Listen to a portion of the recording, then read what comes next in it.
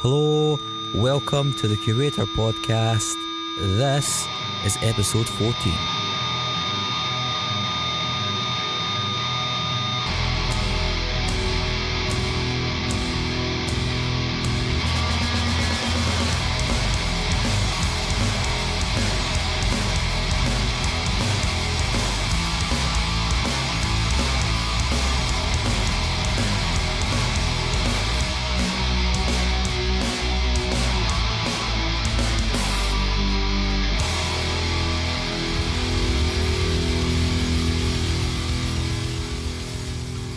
Hi, hello, welcome once again, dear listener, to the Curator Podcast. I am your host, Mark Fraser, and this is episode number 14. On this episode, I have Ian and Will from the band Creeper. We'll get to that in just a second. If you listened to the previous episode with Charlie and Omar from Fightstar, you probably noticed the festival atmosphere. And by that, I mean you can hear a band playing in the background. Well, this one is kind of similar, and I'll explain just why in a moment. Creeper are a band who arrive on a major label at a time when punk music, beyond just simple pop punk, is hideously underrepresented in terms of reach, exposure and popularity. It's really great to see a punk band of their kind, which sits explicitly right outside the more mainstream punk music, whilst also sticking to this punk tradition of having a lot to say about being an outsider.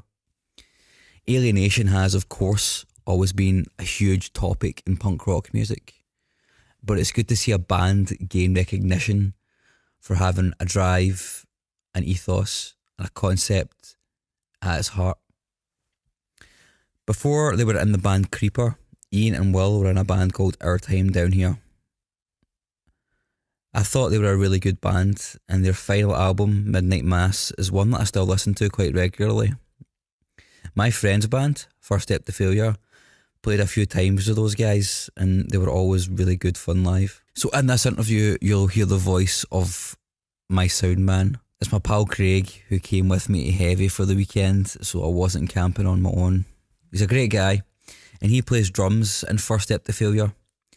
And we recently saw Creeper when they supported Bayside earlier on in 2015. We both like Creeper a lot, so it was pretty cool to actually get a chance to interview them just as they're about to do bigger things. So yeah, in this interview, Craig talks a lot. I mean, that's not a problem. His voice is fine, but I just thought I'd let you know about that.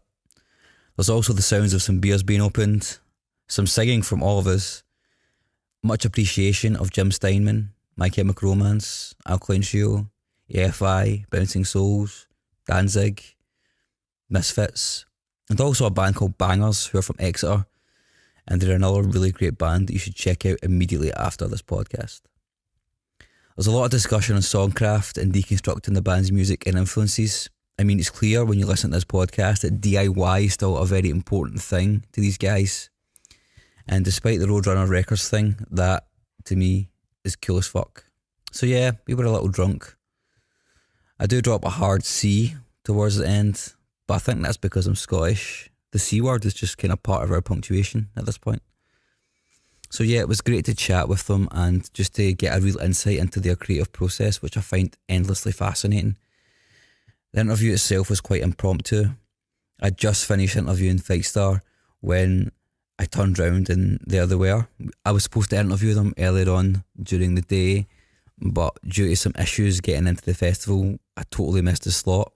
So I approached them and I asked them if they would mind doing the interview just now, and they said, yeah, let's do it. So that's what we did. So we went to our tent, opened a few beers and had a chat, and what transpired was a 50-minute interview. I didn't even have a chance to look at my questions, but as soon as I asked that first question, the chat just rolled, and it's one of the most organic, fluid, and I think possibly one of the most fun interviews I've done so far. I'm going to open this interview up now with a song from their first EP, which you can download for free on their Bandcamp. It's called We Had a Pact. The sky was hung with brazen stars like Christmas lights on trees. We hung out till the morning came, till the sun fell in on me. And all of our highs can erase. lows in these dark haunting days.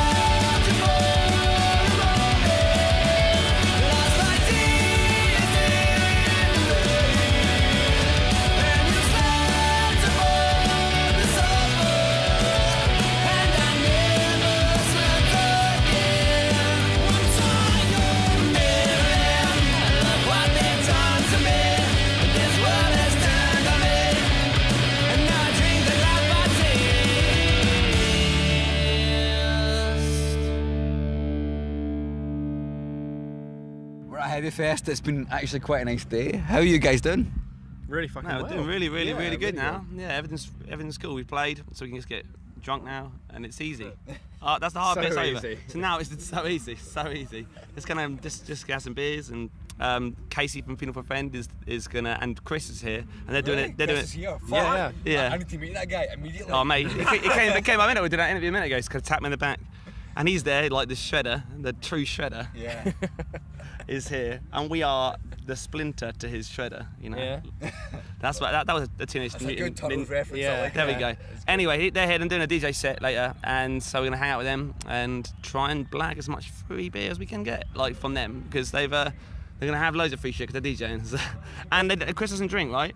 I don't think so. I don't think Chris drinks. I think that's a non-stop thing for us. I think people are going to get tired of us. People will get annoyed after a while. We've counted that there's a lot of bands that don't drink and a lot of people here that don't drink. Yeah, this whole press area, no one drinks, so it's like, yeah, it's us. Yeah. We're going to share the booze. Yeah. We'll just have the booze to ourselves then. Thank you. So Chris doesn't drink. Tell me more. I think Matt definitely doesn't drink from Funeral. Not anymore. Not anymore. That's Yeah. very correct. He's straight edge now, and Matt Davies is straight edge. Matt Davies, you met him before. I first seen Funeral supporting Boy Sets Fire in 2003. That's cool shit. That was a long time ago, man. And it was. How about you don't tell cunts that I'm 30? Thank you. You dick. We're 27. We're It's not all too good. far We're not too far off ourselves. This guy's 25 and he's got that beard. Are you kidding me I on? can't grow a beard like that. I'll tell you that for This sure. is down to my belly button. Mate. By the way, I actually cut it. This is cut. I can't grow a beard. This Like, is like You've wanted to grow a beard forever. You would grow that beard if you could, wouldn't you? if I could grow that beard, I would grow it. like Yeah, you. I would keep it down there. I will cut it and post it. I'll just sellotape it on my face. You know, sure. Next time we hang out. Straight on. Straight on the face. That's fine. Full beard. Yeah, just fucking like, hello, my name is Craig. I met you at a Heavy Festival. Here's some beard so you can stick it to your face if you want. That's awesome. But anyway, I don't know, end of the list, actually. But yeah, so what I'm trying to say is Matt Davies is a cool dude and doesn't have to drink to be a cool dude. Yeah. Which is mental because, you know, everyone's normally a bit better when they've had a couple of beers. I've got the feeling that Chris does have a couple of drinks. I don't think he drinks a lot. Oh, yeah. Casey certainly does. Casey- Casey used to be in Casey Good Time loves the Boys, beer. now he's the new drummer in Funeral. And we've known him forever, and he's a true dude. Like, so good. oh my god, he's a ridiculous drummer. You've seen his my God. videos? You've seen his videos? yeah, Absolutely yeah. mad. That guy can drum. That guy can drum. Anyway, nuts. we're not talking about Funeral, we're talking about Creeper. Let's talk about Creeper. Fuck's sake. So, first question off the top of my head. This podcast's about creativity and passion, and you guys are obviously quite creative and passionate. So, tell me about the process of writing Creeper music. So That's vague. No, so I'd say the process is normally Ian comes around my house or my flat. We'll and drink loads of tea. We drink loads and loads of tea, and sometimes we have a couple of beers. And I have like a really crap keyboard that sometimes I write a chorus on. And so like typically on the last record, I'd write maybe a chorus, and I go, Ian, I've got these kind of chords for this chorus and melody that works. And Ian will go, I can fix this. That's the mistake you've made here. And he tidies it all up, and then he puts a song together through that little kind of shit grain I've given him, and he corrects it all. And that's normally the way it is. But like we spent a long time in our bands researching the themes of the songs, and our last record is we just put out this Callous Heart record that comes out next month. Is like a really good like example of that. We've spent a long time like reading stuff and reading books and researching for the content of it and the story of it all. But we also wanted to try and make a punk record that was a bit more, you know, that was exciting to us. We've been writing punk all our fucking lives, you know, and we get like bored of the same thing over and over and over and over again. So what we did was we was listening to this. Do you know Jim Steinman? Jim Steinman. Who doesn't know Jim Steinman? Jim Steinman is one of our heroes. He wrote this record called Bad for Good, and it's got this incredible lyric on it. And it goes, you know what I'm talking about? It goes, I know that I'm going to be like this forever. I'm never going to be what I should. And you think that I'll be bad for just a little while, but you know that I'll be bad for good. Can I just stop you for a second and say, it makes sense now. It makes sense now. So we love him. He wrote some songs for Sister Mercy, and he did some stuff for Bonnie Tyler And Meatloaf, obviously. But he wrote, his own record is amazing because he sings on it, and he's not the most like kind of gifted singer. So every now and again his voice goes, it's really angry, and it's really cool. That's the best bit about it, though. It's Yeah. the passion, and you can tell, like He wants to sing like Meatloaf. Yeah, But he can't be. so what he ends up doing is just kind of going at parts. So we listen to these records a lot. And so we tried to start doing was kind of taking the kind of the Phil Spector elements of those Jim Steinman songs, the kind of Wall of Sound and stuff, and trying to put them in the middle of songs. So we got like a mellotron. Do you know what a mellotron is? Yeah. So a mellotron with all the orchestra on the keyboard back from like the 80s. We managed to get like a Neil Kennedy, the guy who produced us, managed to get hold of some samples of one of those, and he played it on his keyboard. And we had like mellotron in the middle eight, so we'll do like a punk song, and it gets to the middle eight, and we kind of go to a doo-wop part with like these kind of almost like a mini orchestra for a second, and we'll drop back into it again. And so we always trying to do that. And they're like the hardest parts to write. But yeah, like but the most rewarding. we stole middle eight from a new song from an Elvis Presley song from Suspicious Minds. You know when he drops down. You're not supposed to tell people we stole bits. We didn't steal the whole bit. We just stole the time signature change. Yeah, but his estate will sue you. Like they will ruin you. They'll take all of our no money we have. They'll take all of the overdraft we have. But yeah, that had a really cool time signature change, and I was like, we should try and do this in a song. And Ian just worked his magic and found a way to do it. And we had a girl called Hannah, a friend of ours from Southampton, who could play keys and violin and stuff. So when it came to this part, our new record kind of starts like quite a standard punk record. It drops in these little middle eights every now and again, and then by the end we've got a full-blown kind of this kind of crescendo ballad song at the end with it kind of all lets loose. But when you listen to it in sequence, it doesn't sound weird. If you listen to it out of context, it sounds mental. But like in the sequence of the record, we try to take you from one place to another. That's always what we're trying to do. And like having those little parts in there that kind of dip in, and we always think about the entire record rather than a song, and that's how we think a lot. Yeah, usually when we're writing, we start out sort of planning out how we want the ebb and flow of the record, like a skeleton, so to speak, the intro, the middle section, the end, and then we write the songs for it after we've kind of worked out how we'd like the pace to go and the cadence of the record to go. Yeah. So like this one we wanted to like to start it similarly to our last one, but to end up in a different place. And so we spend months working on this shit. Even like long before we even knew who'd be putting it out, we were working on the record. And yeah, so the creative process is a long, arduous one. Like, and all of the visuals and stuff, they take fucking ages to work on as well. We're all very hands-on.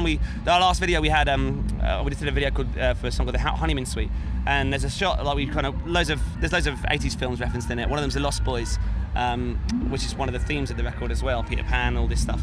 And so you go by a Southampton sign in the video, and it's got a spray paint on it. On the back of it says "Beware the Cat's Heart," and we would have probably got because it's Southampton and people watch it in Southampton and it was going through the label and everything, we realised that we'd probably get in a lot of trouble if we actually spray painted the sign up. So we spent like ages, like Ian spent ages as well, painstakingly recreating this sign. I went out on a sort of Lord of the Rings-esque journey to get a picture of the sign, and I was like trudging over this mud just to get a picture of it so I could print it out and like get it all sorted for the video. But it was referenced to in The Lost Boys, the vampire film back in the day. They go through Santa Carla, and on the front of it is the Santa Carla sign, and on the back they do this amazing shot where it goes past there and it flips around, the camera kind of looks back, and it says "Murder Capital of the World" in the back. We wanted to try and make our hometown be like larger than life, and like kind of reference the record in terms of we wanted the record to be a larger than life punk record, So yeah, we spent a long time, and we're very hands-on. We're spray painting. My carpet is just covered in purple spray paint, where we spray paint all this stuff purple all the time. We're always building things, and it's like a little workshop a lot of the time. Yeah, a creeper workshop. Yeah, and I think people think that we've got like signed to a label, and we're going to kind of, suddenly we've got like all this budget and we have all this stuff, but we don't. We're all like, it's a massive myth. Dude, I remember on that day when we were getting ready for the video, we went around loads of charity shops. So we had little trinkets and stuff that we wanted in the video, like references from like Twin Peaks and Heathers and stuff like that. So we had to go out into Southampton, go around charity shops and we were bartering. Literally, we bought this, it was like a telephone, a table, and we were like, we'll take these off you for $5, and they're like, oh, I don't know about that. So it's all like, even though like, we're on very violent now and all that weird stuff has happened, like amazing stuff's happened to us, we're still very much a little workshop, a little punk workshop, and we try. We've been a part of the DIY punk scene all our lives. Whether people would consider us that now because of Roadrunner, I'm not sure, but I would very much consider us a DIY as a band because we build everything ourselves, write all the songs ourselves, all the visuals we come up with ourselves, and so it's we're very, very hands-on, and we're very protective of our craft, I suppose. That was one of the main things that won us over with Roadrunner. We were talking to them, and we said, there's all these horror stories of these major labels saying to people that they have to do this, they have to do that, and the one thing that won us over, they were like, yeah, you got complete creative control, everything will be checked by you before it goes out. And we were like, they let us do like Neil Kennedy from The Ranch, he was not Katie, you must know this man, like he's incredible, my best mate. One of our things was that we always wanted to go back to him. He did Midnight Mass the last time here, and Last Light the one before that, and he did the first Cooper record, and I was like, there's no, like, in my opinion, there's no better punk rock producer in the UK at all. And I was like, you're not going to get like a better quality record out of us than you are with this man. I want to do this, but I want to be sure that we can go back to him every time. So now we're going back to him. Like, if everything goes well over the next few months, we're going to come back to him with a budget that he's not going to have used to having, and we're going to go and record with him in Southampton and do a record with him again where we can do something more creative and more elaborate with it. Like we're very much focused on those aspects of things, and all this means for us is everything's happened to us. All it means is it gives us another option, another leg up to be creative in a different way with more possibilities. And that's all you ever fucking want. You know, when you're a kid, when you're a kid, do you ever like build shit out of cardboard? You know, like I used to build loads of stuff, like little houses and stuff out of cardboard. I don't know, I was a weird kid, and I used to build loads of stuff for my toys. For my normal kid. Well, for my Batman figures and stuff, I used to want to build Gotham City all the time. So when my mum used to go shopping, I used to bring back like little cardboard boxes and cut them up and try and make little houses and stuff for him to jump off and all sorts of stuff like that. And I feel like that's exactly the same as what's happening now, but instead of having to go to the shop, like we can buy the boxes, you know, and not have to kind of pull them off the street. And now Roadrunner can buy them. Now everyone can buy the boxes for me to make my Batman toys have an element of reality. I've always found out with you guys, man, like you're doing I've taken over your podcast. You're not doing the brand horror thing that Misfits are doing, but you've got really serious substance behind your punk as well. I think you're really good in between, in my opinion. It might be what you're going for. It's like you're not going the super commercial Misfits route, but you're doing like serious substance, like there's genuine skate, the genuine everything. I find a lot with I found actually recently it's been very good. The punk scene's very strong right now, I think. But like for a number of years, I felt like there was a lot of bands that would preach about being sincere and being really genuine, and you go to see them and you get a pantomime of them being sincere and genuine. But I always felt like you get with us is you get us going, right, we're gonna give you a pantomime, but what you're gonna get is something very sincere and genuine. Very much what I'm trying to say. I think a lot of the, like you say, man, like a lot of the sincerity in punk is essentially bullshit, because you're not getting like you say, the pantomime, you're getting the act, you're not getting the person, which annoys me, because like you even see bands like that posting on Facebook and Twitter, like, oh, we're so sincere, thank you so much. It's like, well, no, you're not being sincere. You're trying to fucking like, you're trying to get somewhere. A lot of people seem to be trying to get somewhere, but no one seems to know where it is. Because when you look at the punk bands like unless like have, unless you're Green Day, or like you're one of those few bands in the world that have managed to smash that glass ceiling. As a punk band, you must realise, and we're very, very aware of it, that we're never going to make any money. Like, we know that very, very well, and we're kind of condemned to that life, you know, and like where we'll just be poor forever, and it's fine. Like, but if you can get a label that will make you not have to spend all your own money, that's a good thing. Exactly. Good thing. You've summed up. That's exactly what I was going to say. That's perfect. That's exactly what I was going to say. If you've got somebody who's going to, and not just that, like you don't want to be with a label that's faceless and doesn't care about you. Someone who gets you, like the guy from Roadrunner. When I first met him, he was wearing a Sam Hain hat, and I was like, we're gonna be mates. Like, I didn't even know he worked from Roadrunner. I was like, we're gonna be friends. Let's talk about AFI now. Like, let's go outside and chat about fucking let's go talk about Ink and Dagger outside, or like, you know, some spooky punk bands. Because I knew he was into that, and then we found out he worked for Roadrunner. Like, when all the labels came interested about it, like we knew him and we knew Roadrunner obviously because it's Roadrunner, and we were like, well, we're trying to invest in people, like. We're like, we should give, we're going to give anyone control of what we're doing, and like our most beloved thing in our lives, we have to do on the right people, and that's the thing. So, it's been a crazy fucking year, but I feel we've actually made some good decisions this time around. Normally we're really awful. Bad, we're horrendous with decisions. It's like going back to what we were saying before about, you know, you were saying about the Misfits, and I fucking love the Misfits, by the way. Obviously, just been on tour with them. Yeah. Fucking great band. Yeah, but it's not the real Misfits.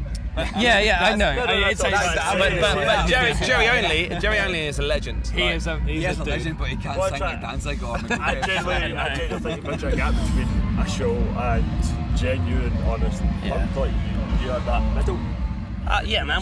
We try our very, very hardest, and I always find it weird when you see a band do a speech in the middle of the set. And I hate talking in the middle of the set, because most of the time when we're playing for our band, I'm in character a lot of the time when we're playing, and if I break that, suddenly I feel awkward, and the awkward, shy, fast-talking, stumbling dude that I am all the time. So with a lot of time we approach like performing, the way we can deal with our anxiety, because we all suffer with it like incredibly, is to try and take on another role.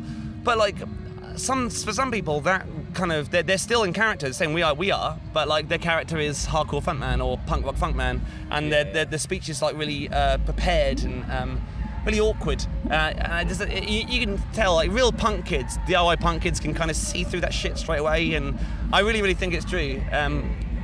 But yeah, like, I think there's a happy in between, and you've got to be really comfortable with who you are and what you're doing first, and that's just the most important thing in the world. Like, if you're not comfortable with what you're creating, if you're making it for the wrong reasons, then just don't bother. Like, do something else. Go be a banker. Like, you know, you can make more money that way. You're not making no money in this. Like, you got to love it. Like, if you don't love it, you guys know, like, you don't love doing it, like, there's no fucking point. A band's a fucking black hole. A black hole of cash. It just Welcome vanishes. to the miserable world of a band where all your relationships crumble to pieces in your hands, and your family hate you and think you fucked your life, and you know, and you got no money forever. Like, if you do it Literally forever, like, you're painting that shit off forever. Some thought I pick up there you just said, which is interesting. So, like, you do a character on stage. Do all you guys do that? And if you do, what is that character? So we don't have a name for it. We don't have a name for it. Like, Original. I don't need a name, but like, how is that different from who you are as a human being? For me, it's like I get, like, some days we're on tour, I kind of feel like terrified about going on stage, and I think everyone deals with that shit in their everyday life. Sometimes when we used to go to work, like, you must have those days when you go to work and you feel like terrified about going in the office and speaking to people, but like going on stage and talking to a big group of people at once is a really difficult thing.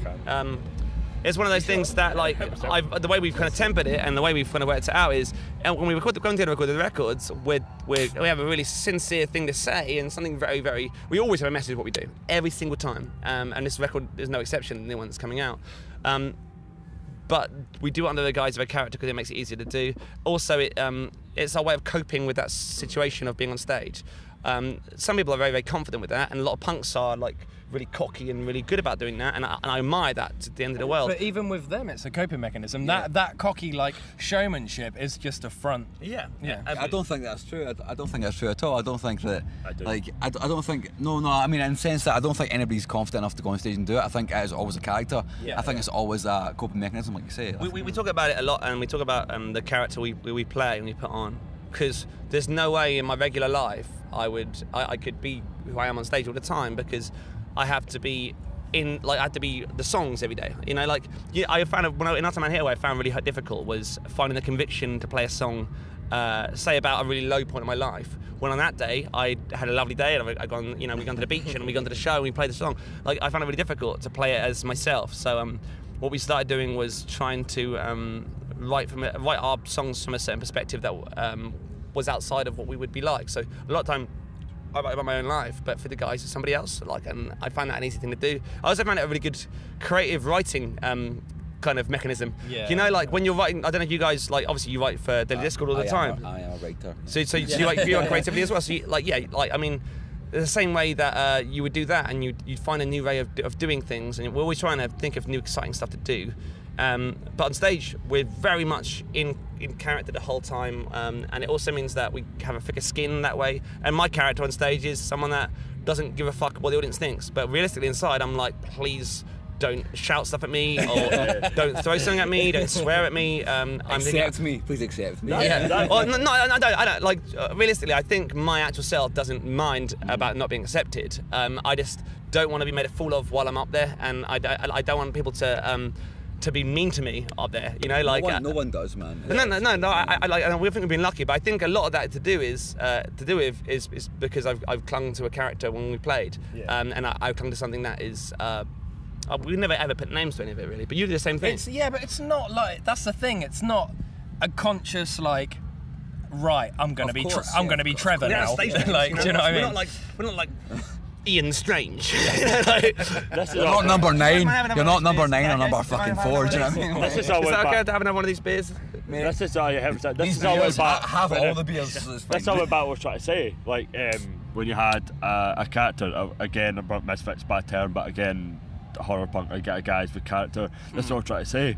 Like, you guys obviously went on the stage and you were like, wait, this isn't just another fucking punk band. Like, you know what I mean? You guys had a whole fucking show about you, you know what I mean? But then you also had the fucking songs behind it, man, you know what I mean? Like, you guys had it with your fast beats, you guys had it with everything.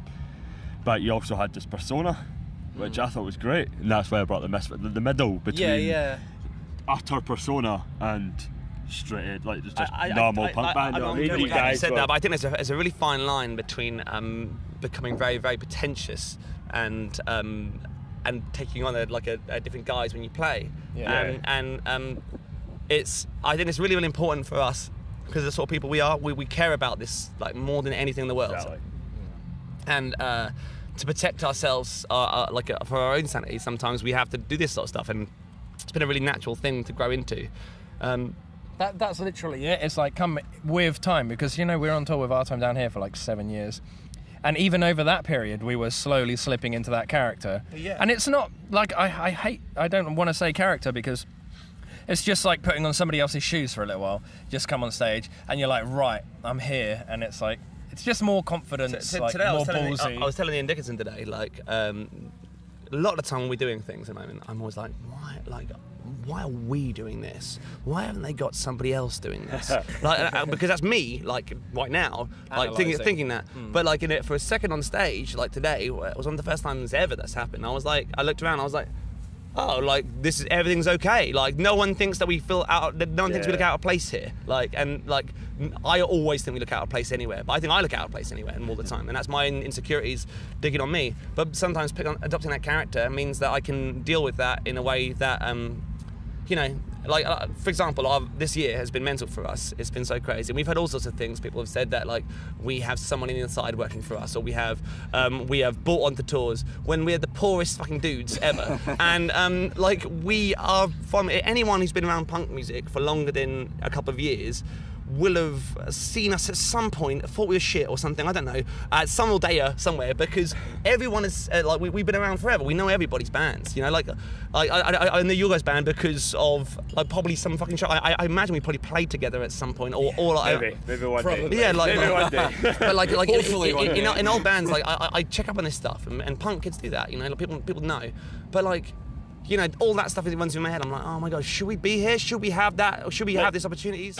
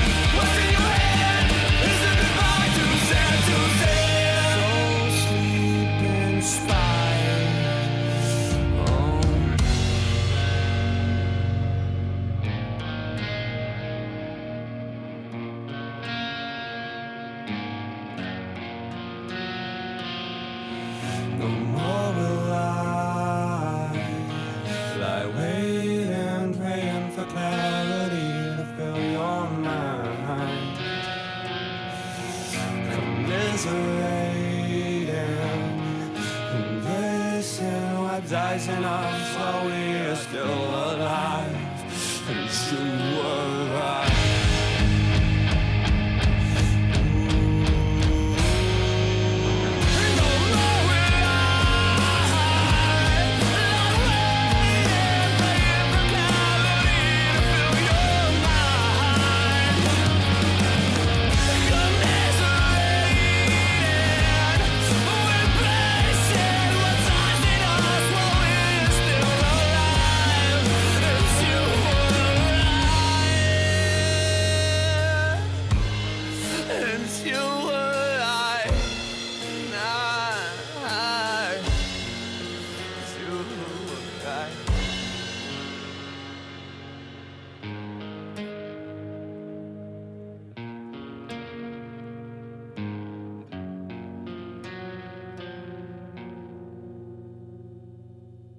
guys have this like really appreciative energy. Like you guys, when I saw you at Bayside anyway in Glasgow, this tiny fucking club, you guys played like your life depended on it. Sincere.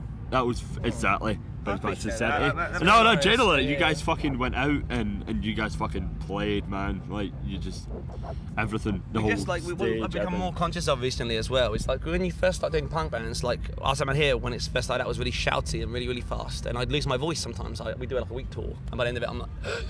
And with Creeper, we get like a real mix of kids that come to see us. So we have some like goth kids, some death rock kids. We have like punk rock kids, gruff punk kids, hardcore kids. We have all this mix of people that come and see us. It's crazy. And some of them, the demographic has become like really, really young. And with that has come a lot of a learning curve for us because we never ever played. I'd say most of our career we never played to anybody younger than 20 or 18. Yeah. In our entire time of doing grizzly bands. punks, like the whole way through. So even when we were young, we were playing to like older dudes. And Am I an older dude? Is that a thing? Like, 30, man. I'm Well, 30 then. He's the oldest guy you've ever you're played older to. than a 14-year-old girl. I'll tell you that. Like, so we've been dealing with that a lot recently. And but what I found is that like I can't. Although like girls getting into punk music is like That's incredible. it's not it's not a Yeah. thing just now. It's like I think that's a big thing. It's like there's such a not gender and race gap in punk rock just now. I think there you know is. what I think Like, there's a gender gap for sure, and like it needs to be obliterated. We're so aware of everything else. That needs to be something. The next thing on our list of things as a community to look at. Like that, it's mental that people are still referring to a band with a female who sings as a female-fronted band. That's mad. Like who does that? Like that's crazy when you think about it. But it's just been like ingrained in society for such a long time, or in the music community for such a long while. Like that, it seems like the norm, and it's pathetic. But like when you play to those young kids, like you have a duty, in my opinion, to like give them the same show that you would give every single night. So we've been trying to learn how to be a better band. How to like not go out and get fucked up every day. Cause on tour, like you just go out and you think, well, I'm on tour. This is my holiday. I'm gonna go. And we've been touring all this year, and which has been Doesn't work. No, it fucks you so much. Yeah. So like today, we'll get really, really, really messed up tonight. Because it's not tour, it's one show. Yeah. Because we have another day tomorrow. We can just do whatever. Like it doesn't make any difference. But if we had a show tomorrow, we've got to be responsible sometimes. Like and if you start like going on tours and not appreciating what you're doing and the bands that have taken you out, like if we were on that Bayside tour and I lost my voice on that Bayside tour and we had to go through the Bayside tour, I feel awful. And we all just got wasted every night. Yeah. They'd be like, who are these guys? Like, yeah, they'd be like, we helped them out because Bayside like had a bunch of records sent to them and they chose us in Tyler Cupboard, and a really awesome band. And so we were like literally over the moon, and I was like, we're not gonna fuck this up. We're not gonna we're gonna try to play as consistent as we can every day. So we're trying to like do the show properly every single day without. And some of the hooks of the DIY scene is like just go out and have loads of beers. Like Adam Boubou is here, let's go out with him. You just kind of want to go out and party. Kieran Kelly's here, let's go out and hang out with him. All the Manchester, like you just kind of want to smash it all the time, and because I think that's in us. Like it's very much threaded in our personalities. Yeah, exactly. Because we grew up in that. it's so weird how that's part of like the DIY scene, isn't it? Like just drink so many beers. Drink so many. And then you realise people are paying money to see you. Yeah, You're like, exactly. That's never happened to us They're before. paid to see us. Like no one's ever bought a ticket for just our bands before now. Come on. No, like other than maybe like a couple of times, but like most of the time it would be like we played to nobody, or like it would. This is the first time I've ever thought like a responsibility to our audience. Like I've ever thought like it's cool to play the first opening night or the first two shows with a fine voice, and then it's fine to just kind of phone it in because I can't sing anymore because I've thrown up last night. So like you have to kind of spread it out, and that's one of the things we've learnt a lot. Like it's important to if we're going to do this, we're going to actually do this, and we're actually going to play all the time, and we're going to take this seriously, like in terms of like our as artists. I was literally just about to go there.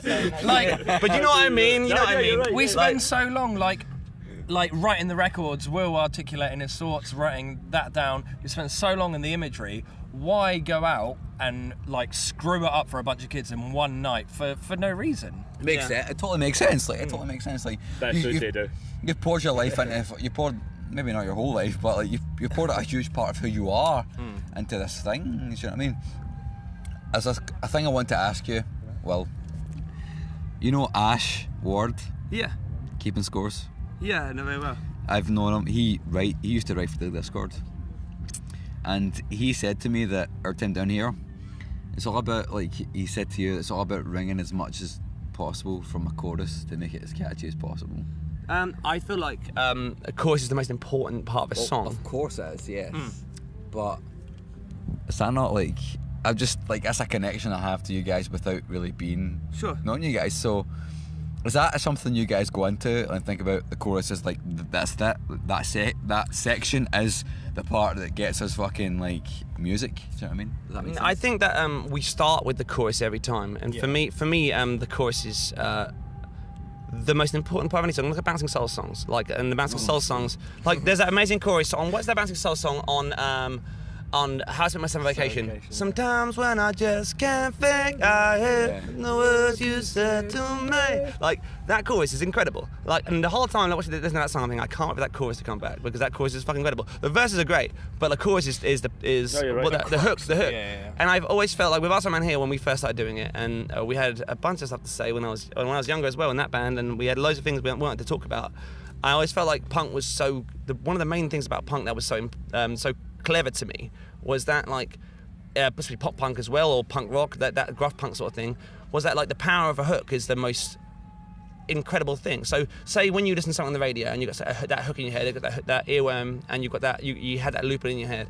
With punk music, if you got that in your head, and you might hear something in your head, have that hook in your head, and then go back home and think, I need to fucking find what these lyrics are. Read the lyrics up, and then that's got you. You read the lyrics, you're suddenly into that song, and you listen to the message of that song. The chorus is, for us, we often write the chorus first and work backwards. Yeah, literally. That's how we write. We spend time like thinking out a good chorus that we think, it's music is in its basic form something that's, I don't know. Do you know what I mean? I can't really explain it. I guess like those hooks in punk. I think every band does this really. Yeah. But like I don't think we're any different to anybody else. But like apart from like Trash Talk or something. Trash Talk just want to destroy everything. But they do have choruses now. They have choruses. They do. Yeah, of course. I think that stuff is important, and I think even more than that is finding the right lyric for that chorus. The lyric is so important, because that sums you sum up. Like, I don't know, I care about the craft of this stuff so much, and we think about it all the time, how we could get better at writing, and we never ever think about how the question is like we never ever think about how we could make money writing songs at all. We never ever think about that, but we're always thinking about a listener. Jim Steinman has this really great story about a friend of his telling him that he wrote lyrics for a kid in Connecticut who sat under his, like, in his head, this kid doesn't exist. So like, this is a kid that he writes all his records for, and he writes them for an imaginary kid who goes to the record store every time he puts a record out and buys it, sits underneath his bed sheets and puts it in his Discman, puts his headphones on, and listens to it intently and into every little tiny thing he's done on the record. So every time he's writing a record, he's writing for that kid. For me, I think we've been doing that same process our entire lives. We care about the listener, whoever that is, isn't really important. Like it's the listener who's sat at home and the late night lyric book confident, like that guy who's reading through the lyrics and really noticing all the small things we're doing. But the way we get that guy's attention is through a really good chorus. And like, look at My Chemical Romance. Like, I just knew it was going to come. Like, regardless of how you feel about that band. Like that, I knew it was going to come. Sorry. He's a big fan. So like, don't worry about it. Dude, regardless of how you feel about that band, when you hear the chorus of that song, I think that song Helena is probably one of the greatest, one of the greatest pop songs of probably our youth.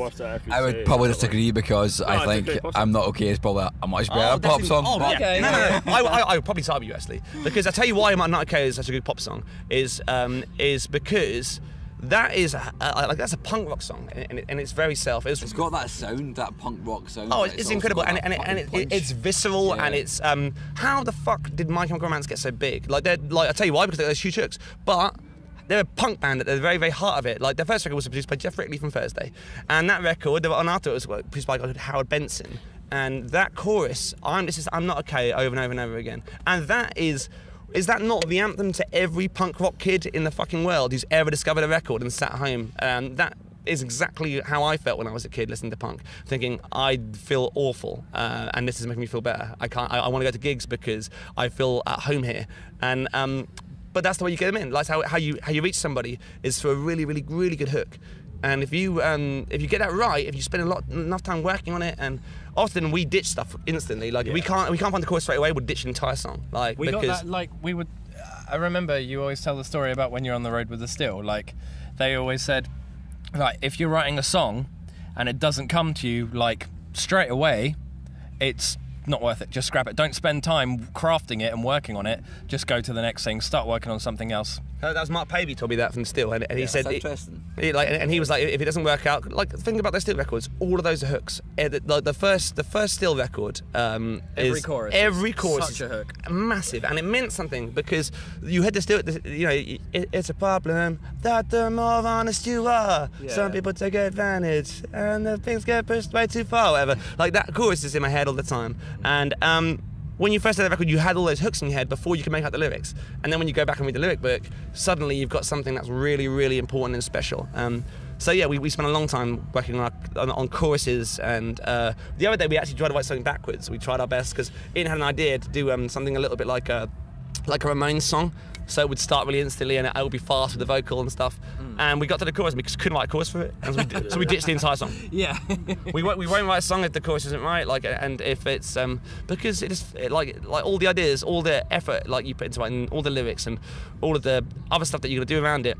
If it's not right, it's just no point doing it. Like, it's just no point. It's like trying to put a puzzle together, missing like 4 of the centerpieces in the middle of the puzzle, and you're like, I just can't do it. This sounds great. This is really, really good, but I can't do the puzzle. The puzzle's fucked. Just bin the puzzle. You know, you don't want to keep that around, and you don't leave that in the coffee shop for someone else to come out and do that same problem. Puzzle, yeah. Do you know what I mean? Like, they're really going to put it together and realise that bit's missing. Yeah, and be like, that's weird. Like, so yeah, we're really perfectionists with songs, and the chorus is really, really important to us. Like the chorus, getting the chorus right, because that's the crux of the song. Also, it's my favourite part of the song. Like, I love middle eight. As I got older, I became a big fan of the middle eight. Because I feel like Steinman, the middle eight, Jim Steinman is a middle eight man. Yeah, he's got a middle fucking 15. Oh man, yeah, he really does. But yeah, that stuff like I think is really cool because it can transform a song halfway through the song. That's totally true, man. Yeah. And but like we think about this stuff a lot, and bear in mind, neither me or Ian are trained musically at all. so we just learn all this stuff ourselves, and it's the stuff we personally like as our preferences, and we find that stuff like that's really, really important. And well, you know when you've got it right the first time, and if you don't have it right the first time, ditch it and do something else. Like we do a lot of deconstructing, sort of listening to our favourite bands, thinking, why is this bit so good? And then we're like, oh, because the vocal works with the guitar like this, and we're like, oh, that's like, amazing. It lifts here and it does this here. Yeah. Like I think that's important. Like if maybe it's more punk rock not to care about that stuff, but we don't really worry about that sort of thing. I don't agree. Yeah, I think as far back as a Clash and the Sex Pistols, it's always been like hell yeah. The 3-minute pop song, has come back in fashion. It's just got razor sharp guitars and cunts with fucking like spiky hair. It's still the same thing, really. Do you know what I mean? Look at the Ramones. The Ramones have all those amazing hooks in their songs. They've got the biggest. They are the greatest hooks. You're right. You guys write punk songs with fast beats. You guys write good. I call it a fast beat. Hang on. Do you know what a fast beat is? Double time. Double time, exactly. You guys, cool. double time's the best thing in the world. There's nothing better than double time. It's just a fact.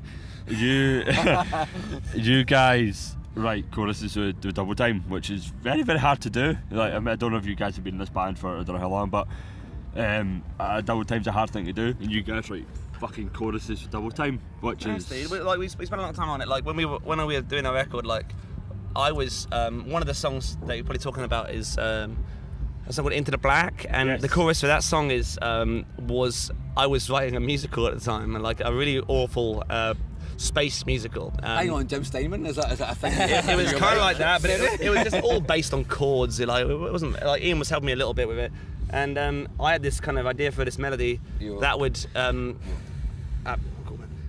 but yeah, I had this idea for a melody that would it would lift, you know, like it would be a real lift from, and it would be like from the verse, it would be like a relief from the verse, you know, because you'd be like, you'd want it to lift, and you'd feel something when it lifted. And so for I had the same thing. Ian, me and like, we need to write one more song for this record. What are we gonna do? And I said, I've got this chorus.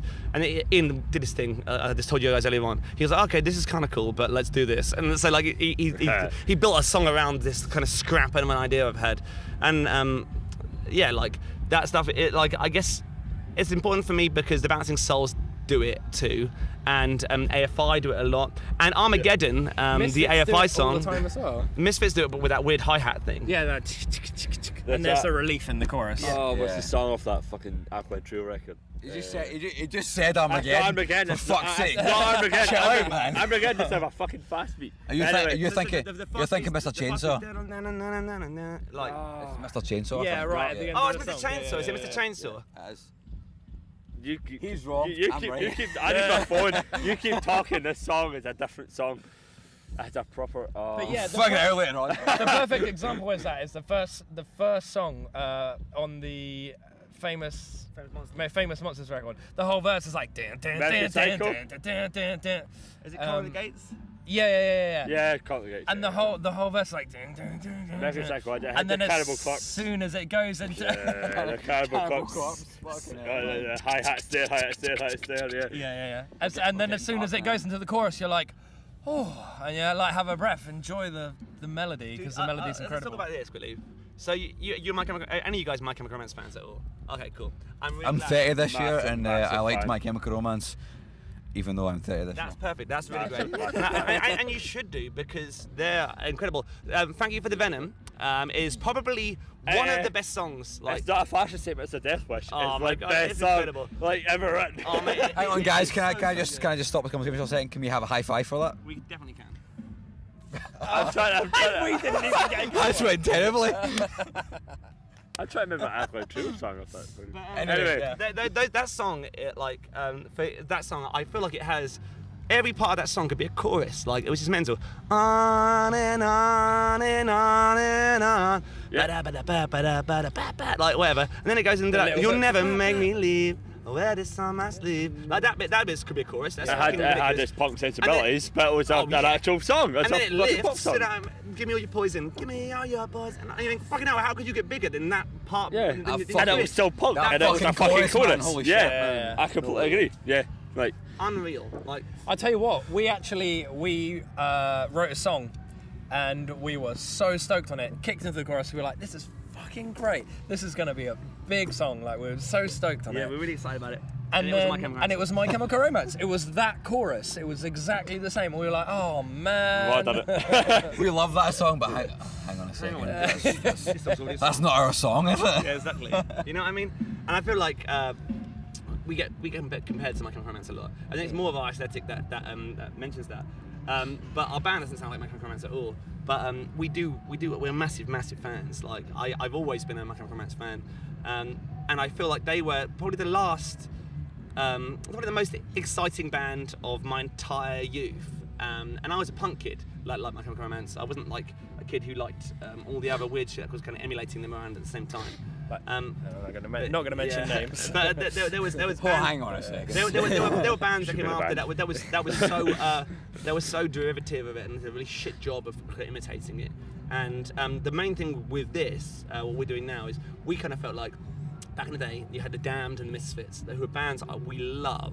And I've been to see the Damned a bunch of times. I love the Damned and the Misfits. Like me and Ian went to Danzig, and we obviously was done a tour with the Misfits. We loved them to bits.